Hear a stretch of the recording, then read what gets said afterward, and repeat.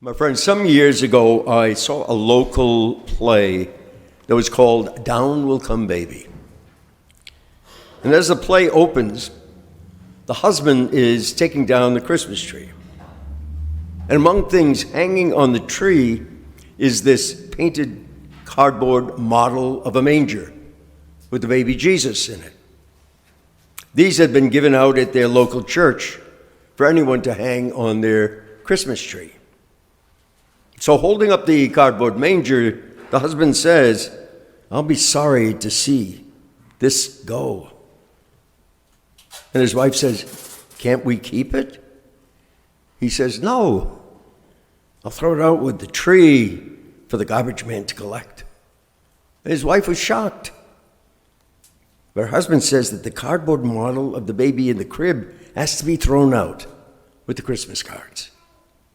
And then her husband says, "You know, everyone loves the cuteness of this baby. But when he grows up, then it's different. His eyes look through us. His hands stretch out to make us care. His lips tell us who we really are. Then we would have to live like real people, and that is so much more than we can bear." Well, you know, my friends, for too many people, is keep baby Jesus from becoming Lord Christ.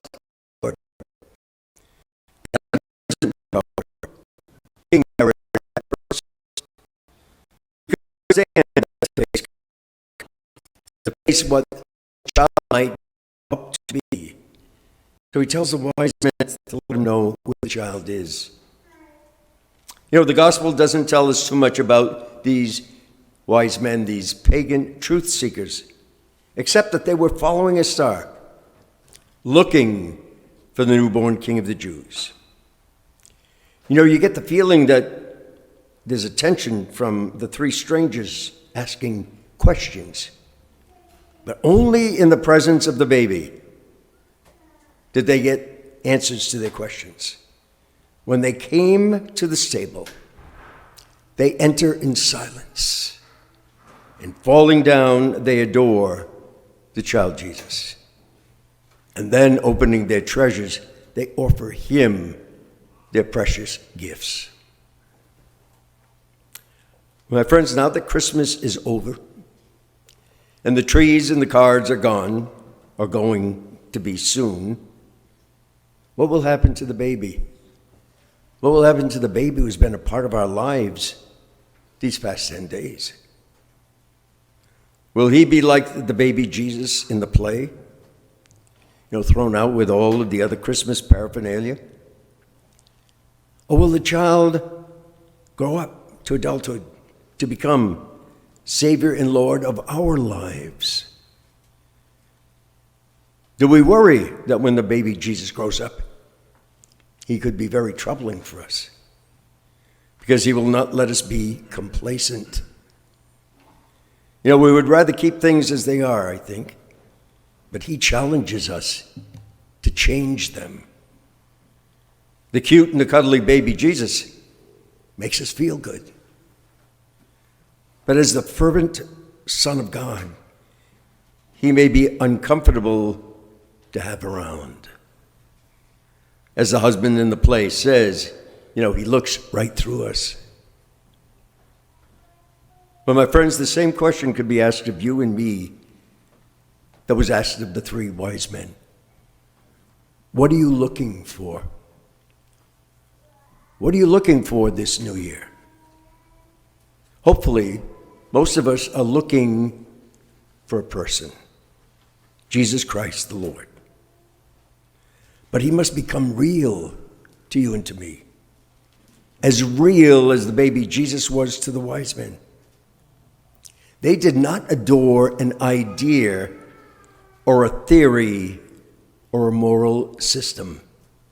They fell in adoration to the person of Jesus, who must become real to you and to me also, as real as our nearest and dearest friend. We have to become part of him.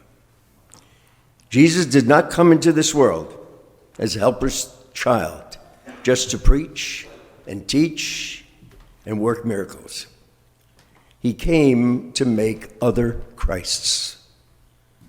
We cannot fall down in adoration before the Christ child and then live for ourselves alone. That would be a Christian contradiction. Jesus Christ has come to make a difference in our life, in our work, in our schools, in our homes, in our parish communities. And because of you and me, people should know, or at least have a sneaking suspicion that Jesus Christ loves them enough. Loves them enough to be born in a stable, suffer, die on the cross, and rise again. For what? For them, for you, and for me. What are you looking for? My friends, that question comes from Jesus. And from our response, we should learn a great deal about ourselves. How good a disciple are we? That question, in another form, is the question that Jesus asked Peter after a few years of discipleship. When he said, "Peter, do you love me? Do you love me?" Jesus asks each and every one of us the very same question. Do you love me?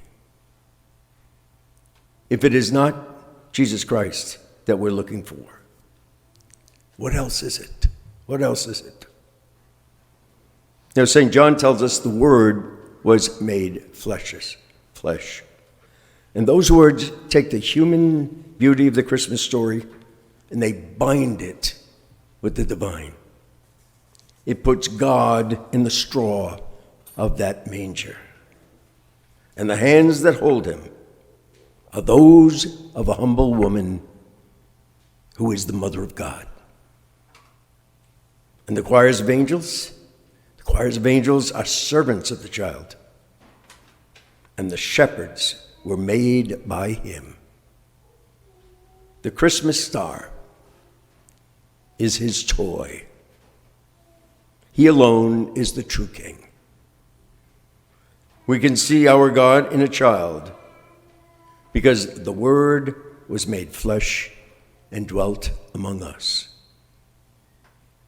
Will we be wise enough to fall down and adore him and open our treasures and offer him our precious gifts of self?